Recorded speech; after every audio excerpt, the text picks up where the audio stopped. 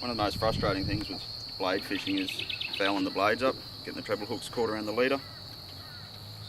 So one of the things we can do to prevent that to start with is it's all in the way that we cast. So one thing that we can do is do a catapult cast, and what that means is we leave a bit of line out of the rod tip over half a rod length. Right, and then we just let it swing back, let the rod load up and punch it out. You can really punch it out a good way when you're doing that.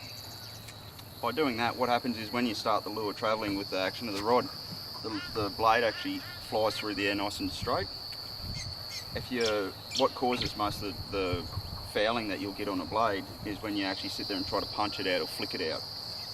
What causes that is when you flick it or punch it out, the blade actually tumbles as it travels through the air, and then it gets the opportunity to snag around the leader. When it hits the water, it'll foul around the leader, and you'll end up with a foul cast.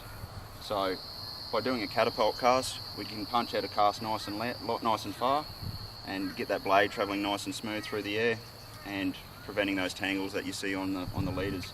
This is true with any treble lure.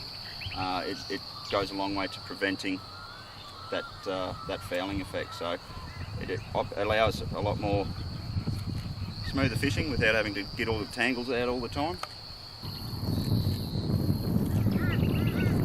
So just to go over that again, guys, to do a catapult cast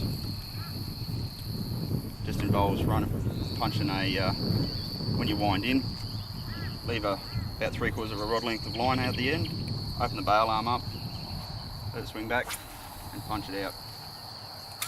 By doing it like this, whether the wind's behind you or in front of you, coming from the side, you're always going to get a nice long cast out, and the blade's always going to swim perfectly every time when you go to move it.